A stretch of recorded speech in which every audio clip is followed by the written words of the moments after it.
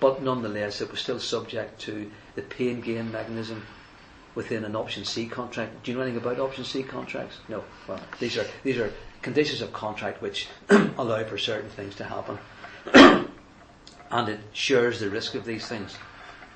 And we then, anyway, we removed that shaft, so that shaft was no longer in the project. But it meant that the tunnel boring machine then had to go a much longer distance, and it had to go in a curve, because we were taking out this shaft. You can imagine, almost like a necklace. Imagine a necklace, and each bead on the necklace is one of these deep shafts. Okay. We had to take one of those out. So that's what we did. We did that, but we actually used that shaft as a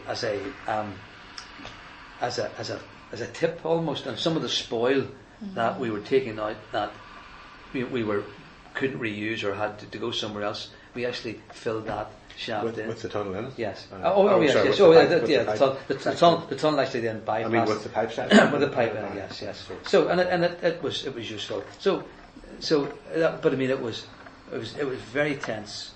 Right.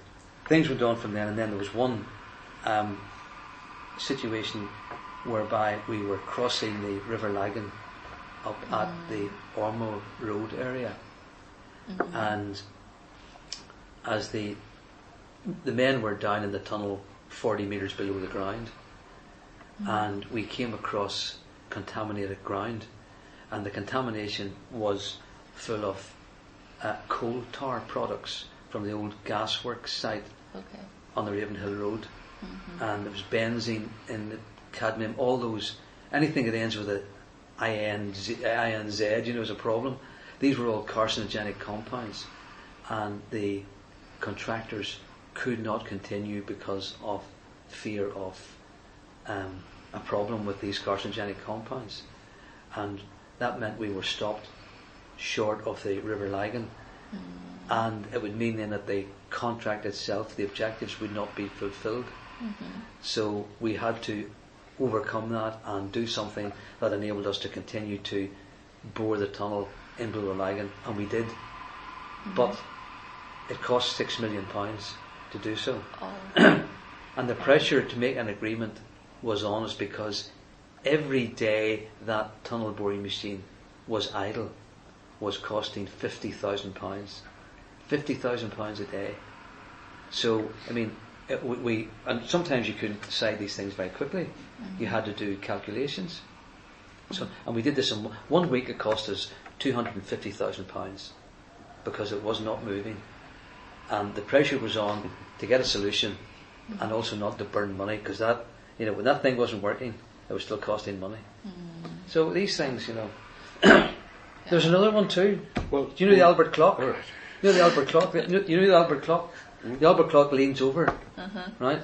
Yeah. Do you know the Albert clock in town? No. Oh, Albert clock. Albert clock. Oh. Anyway, yeah. It's famous. Yeah. Yeah. We were boring right in below it, and I thought it'll just be our luck. If anything happens, it won't straighten it; it'll go the other way. It'll fall over. But that was my only sleepless night. Okay.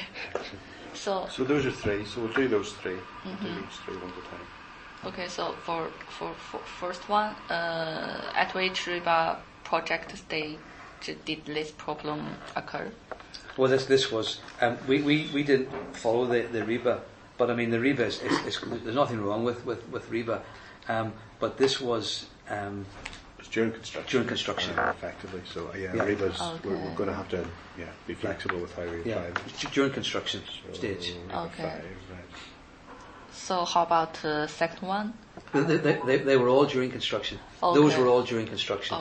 Okay. So for first one, which of the critical negative factors listed do you think led to this stakeholder relationship problem? So just let me silence this in case it goes again. And which was the what? Sorry. Yeah, there's a list. Yeah. For negative factors. The negative factor. Yes. So which of the critical negative factors listed do you think led to? Oh well, certainly there was a tense working atmosphere. Right. NF1 definitely. There was no doubt about that.